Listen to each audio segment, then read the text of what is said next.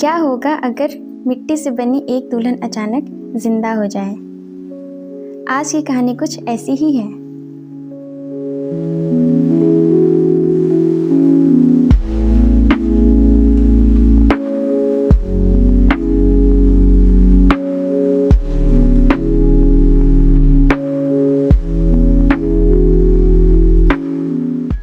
ये कहानी है एक गोलू नाम के लड़के की।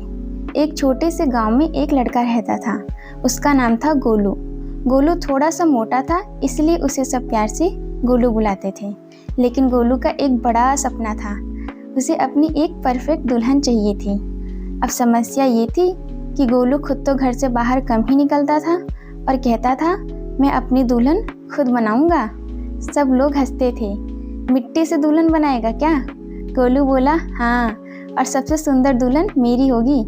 एक दिन गोलू ने मिट्टी उठाई और धीरे धीरे उसने एक छोटी सी मूर्ति बनाना शुरू की। सबसे पहले उसने चेहरा बनाया, फिर आंखें, फिर छोटी सी नाक, और बोलता गया, अरे मेरी दुल्हन तो हीरोइन से भी ज़्यादा सुंदर होगी। गोलू हर दिन थोड़ा थोड़ा काम करता। कभी उसकी दुल्हन की आंख बड़ी हो जाती, कभी हाथ छोटा रह जाता। एक बार तो उसने गलती से एक ही कान बनाया, फिर बोला, अरे कोई बात नहीं, फैशन है।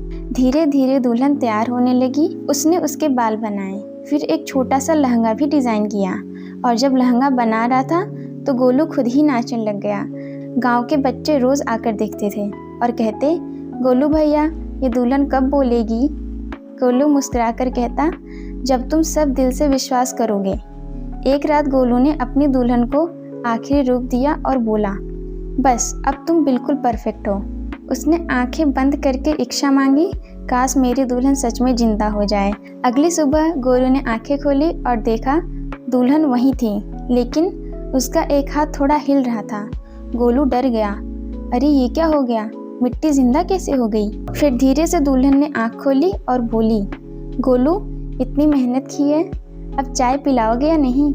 गोलू हैरान हो गया, फिर बोला, अरे तुम तो सच में बोल रही हो। दुल्हन बोली, हाँ भाई, इतना सुंदर बनाया है, बोलना तो बनता है। दोनों दोस्त बन गए और गोलू उसे गांव घुमाने ले गया। लेकिन समस्या तब हुई जब बारिश आने लगी। दुल्हन चिल्लाई, गोलू, मैं मिट्टी की हूँ, गल जाऊंगी। गोलू तुरंत उसे छत के नीचे ले गया और बोला, चिंता मत करो, मैं तुम्हें सुरक्षित रखूँगा। गोलू समझ गया कि असली सुंदरता बाहर नहीं, दिल में होती है। उसने दुल्हन से कहा, तुम चाहे मिट्टी की हो, मेरे लिए सबसे अच्छी हो। दुल्हन हंसी और बोली, अच्छा, तो शादी कब करोगे? गोलू शर्मा गया और बोला, पहले तुम वाटरप्रूफ हो जाओ। और बच्चों, इस कहानी से हमें क्या सीख मिलती है? मेहनत से कुछ भी संभव है और कल्पना से दुनिया बदली जा सकती है। और सबसे ज़रूरी, कभी किसी को उसके रूप से मत आंको। अगर तुम्हें ये कहानी पसंद आई हो तो प्लीज़ वीडियो को लाइक ज़रूर करें, चैनल को सब्सक्राइब करें और अपने दोस्तों के साथ शेयर करें।